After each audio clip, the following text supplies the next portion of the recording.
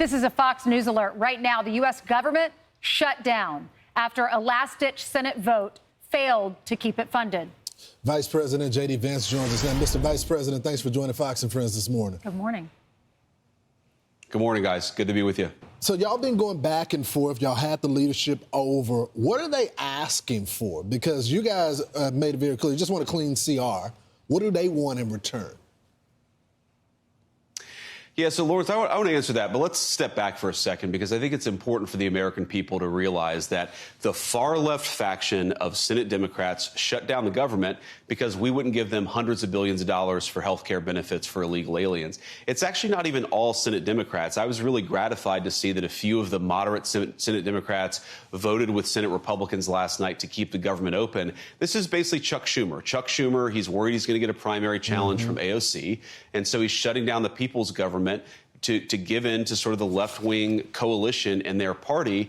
And it's craziness, and people are going to suffer because of it. I mean, people who benefit from low-income food programs are going to suffer because of this. If you're flying today, I hope, of course, you arrive safely and on time, but you may not arrive on time because the TSA and the air traffic controllers are not getting paid today. Our military is not getting paid today, starting today. And obviously, the longer this drags on, the worse that it is for the American people. So we are where we are. And to your point, what do Senate Democrats ask for? Well, initially, they said that they wanted to shut down the government because Donald Trump was a dictator. OK, that's absurd. Then they said they wanted to shut down the government because they wanted hundreds of billions of dollars for health care benefits for illegal aliens. That, of course, is also absurd. And now they're saying they just want to work on ensuring that Americans have low-cost health care. Well, I agree with them. Of course, we all want to ensure that Americans have low-cost health care, so let's work together on that. You don't shut the government down. You don't take the government as a hostage because you want to engage in a negotiation about health care costs. Let's do that negotiation, but let's do it in the context of actually opening the government and ensuring those essential services are actually provided to the American people. Speaker Johnson has a video running continuously outside of his office, and he also posted it on social media because the Democrats, when you go in the Wayback Machine, they were always the one that thought that these shutdowns were reckless. Listen to this, Mr. Vice President. It is not normal to shut down the government when we don't get what we want. If the government shuts down, it will be average Americans who suffer most. A government shutdown means seniors who rely on Social Security could be thrown into chaos. Families will be hurt. Farmers will be hurt. It's the service members who will work without a paycheck. It's the firefighters who will be furloughed. This shutdown, you know who's going to feel the pain? You know who it hurts? You. Everyday people and the most vulnerable. Seniors, veterans, working families, hungry kids, y'all. Well, then why didn't they vote to continue the funding? That's such a good point, and I see that Mike Johnson has apparently learned from the trolling master, President Donald Trump, by putting that video outside of his office, just throwing the Democrats' words right back at him. But it's actually such an important point. You don't shut the government down because you have a policy disagreement. These are two separate questions. There are essential services that have already been appropriated, where we've already agreed, you know, we want our military to have a certain amount of payment. We want air traffic control to have a certain amount. We want to ensure that a certain number of people are able to access food benefits. You don't shut down the government because you have a policy disagreement about a totally separate issue. And that's what the Democrats have done. And it really is astonishing to go back 20 years. I mean, I pretty much the entire time, guys, that I've paid attention to American politics, I have seen Democrats stand before the American people and say, you don't shut down the government because you're not getting what you want. And here they are last night, the far left faction of Senate Democrats, they shut down the government. Why? Because they're not getting what they want. And what makes it extra preposterous, guys, if you actually listen to what they say that they want to ensure this, it's a premium support program under Obamacare that they want to keep going. Well, that premium support program doesn't even expire until next year. So why are you shutting down the government on October the 1st because of a program that doesn't even expire for another few months? Let's talk about it. Let's negotiate. Let's do what you do in Washington, D.C. Don't shut down the government because you don't get what you want. That's exactly what Senate Democrats have done in this case. So let's just put up a full screen. You mentioned some of it, of the potential effects of the government shutdown. Mass furloughs, federal employees and active duty military members don't get paychecks. We have travel delays. You mentioned TSA, Social Security and SNAP and WI and WIC applications, delays in Medicare and Medicaid payments, some VA services, and career counseling. So these are some of the things that will happen. Smithsonian could be closed, National Zoo. I hope someone feeds the animals, but we're not going to be able to see the animals. Can we talk about another thing that could be happening? Could Democrats begin to crack? Now, Rand Paul's on his own planet for some reason, doesn't want to vote for anything, but Fetterman, Masto, Cortez Masto, as well as Angus King, all voted with the Republicans in the Senate, where you used to work. Are you hearing there could be other Democrats who don't want to go through this before the weekend and vote with you?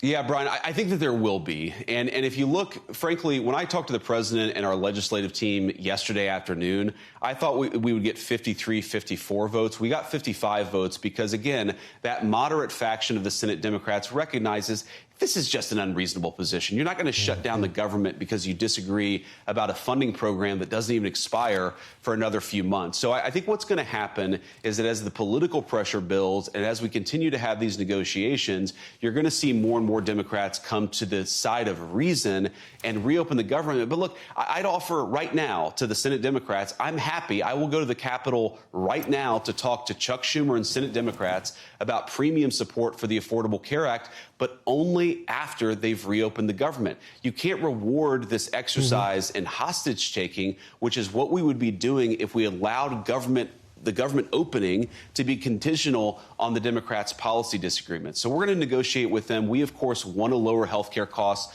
for the American people. Look, we inherited this economy from the Biden administration. We know that health care costs were way too high under the Biden administration. By the way, it's one of the reasons why the president announced yesterday that we're lowering prescription drug costs for all Americans by forcing Europeans and other countries to pay their fair share so that Americans can pay lower costs. So we obviously care a lot about lowering health care costs for Americans, but we're not going to engage in negotiation with hostage takers, which is exactly what the Democrats have done. Now, I think, Brian, it was you who listed off some of the problems that come along with the shutdown. Let me add another one. This is October. We are entering hurricane season all across the southeastern part of our country. Flood insurance for a lot of the people who are suffering from hurricanes or could suffer from hurricanes is going to disappear because the government is shut down. Let's reopen the government. Let's fix some of the core issues that exist for our country. And then let's negotiate about the Democrats' health care policy ideas, which we're happy to do, but only when the government is open. Well, Mr. Vice President, one of the lies that continues to be told is that they're not giving funding to illegals' health care. Can you explain to our audience why that's not true? Yeah, so this is a Democrat talking point. They say we're not actually trying to give health care benefits to illegal aliens, and here's why it's not true. There are two Biden-era programs that explicitly gave the taxpayer health care money to illegal aliens that we turned off when President Trump took over in January. Program number one is there's a lot of emergency health care at hospitals that are provided to illegal aliens. That was funded by the federal government. We turned off that funding because, of course, we want American citizens to benefit from those hospital services, not to be taxed and then to have those hospital services go to illegal aliens. The second of which is the Biden administration gave mass parole to millions upon millions of illegal aliens, and then they simultaneously made those parolees eligible for health care benefits funded by taxpayers. In the One Big Beautiful Bill, President Trump and congressional Republicans turned off that money to health care funding for illegal aliens. The Democrats want to turn it back on.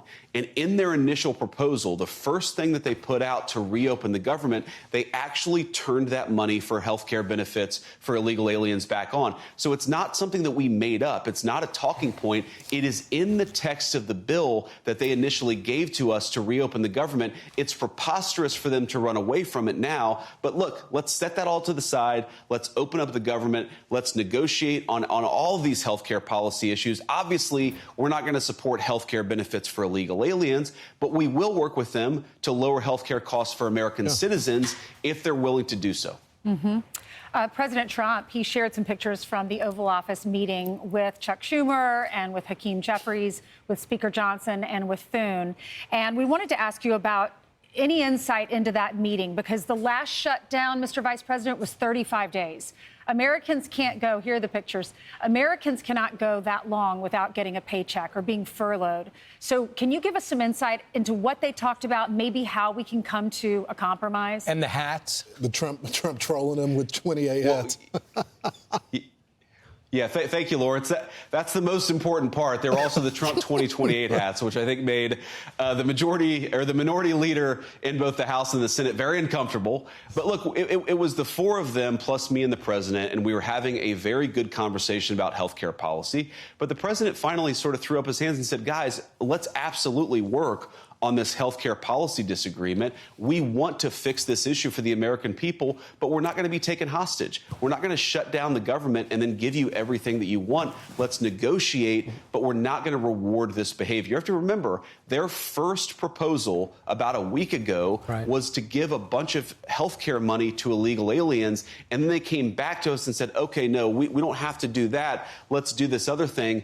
You don't do a negotiation like that. You don't take the American economy hostage and then tell the President of the United States, give us everything that we want or we're going to shut down the people's government. It's ridiculous. And look, we had, again, a good conversation, but a conversation where I think they still refuse to acknowledge that their negotiating tactic was unreasonable. That if you take Hakeem Jeffries' words or you take Chuck Schumer's words, what they have said for literally, in Chuck Schumer's case, decades, is that you don't shut the government down over a policy disagreement. Now that's exactly what they've done. Let's get back to rationality, open up the government, and then we can sit down and talk.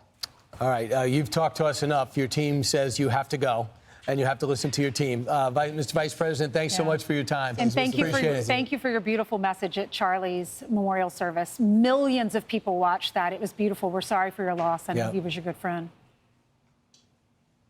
Thank you. He was a very good guy, a very tragic thing for our country, but we appreciate you guys. It's good to see you. Thank you. Thank you, sir. Appreciate it. I'm Steve Doocy. I'm Brian Kilmeade. And I'm Ainsley Earhart. And click here to subscribe to the Fox News YouTube page to catch our hottest interviews and most compelling analysis.